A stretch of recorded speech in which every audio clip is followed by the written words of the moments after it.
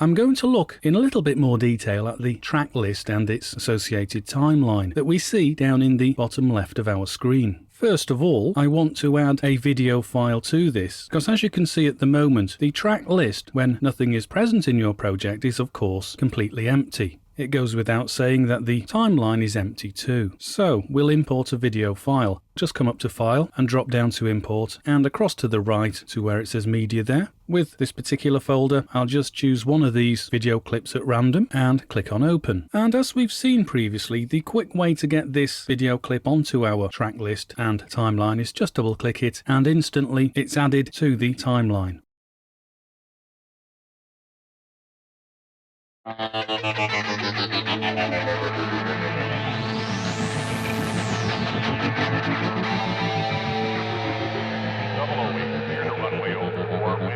Please listen carefully. Please stand by. Operators are standing by. Hit the record button. Right, let's see what's available. In the track list area itself, we can see that the video file is broken down into two separate components. Number one, the top track is the actual video clip and its associated audio file is track number 2.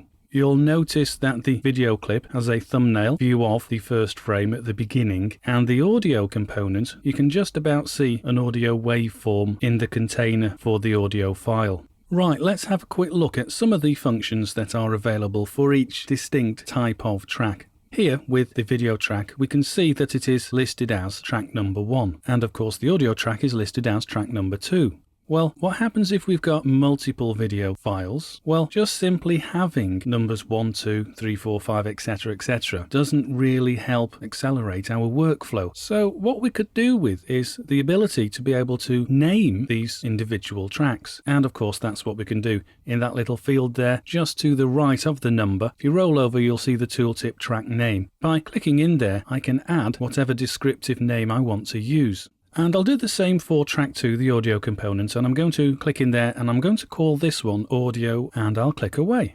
Incidentally, even though I resize the track list and timeline viewing footprint, if I want to enlarge or indeed minimize the individual video or audio tracks in the track list, then these two little what seem to be insignificant buttons just to the left of the track number, well, these will allow you to either enlarge or minimize the track height. I'll show you what I mean. By clicking on the bottom of the 2 there, as you can see, this enlarges to cover that area, consequently giving me a much larger thumbnail view.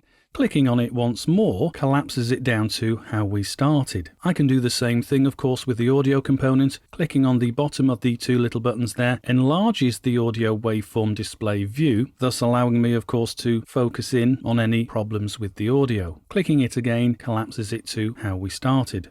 Now, of course, with there being 2 buttons, you might very well be asking, well, why are there 2 buttons when the bottom of the 2 buttons seems to enlarge and collapse the view? Well, notice what happens when I actually click the top one. It collapses the track component's view to just buttons along one separate strip. And of course, this would mean subsequently, if you've got loads of tracks here, then being able to stack them up in view here would be quite useful. I can do the same thing, of course, with the audio. Let me just bring it back, and of course, I'll bring the video view back to how we started.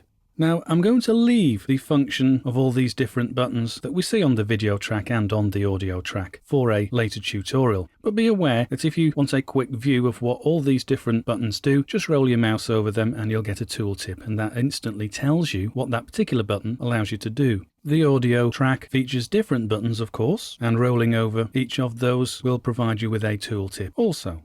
Right, that's a quick run through of what the track list looks like, but let's just have a quick look at the timeline. Because we've added this video clip to the track list, at the present time, it's viewed at this resolution. But if I want to enlarge the timeline, then I can do. Come over to the right hand side at the bottom right, and you can use these buttons to either zoom in or zoom out. I'll zoom in a few times. And of course a drag slider is at the bottom if you want to navigate across. So that is a run through of the track list and its associated timeline.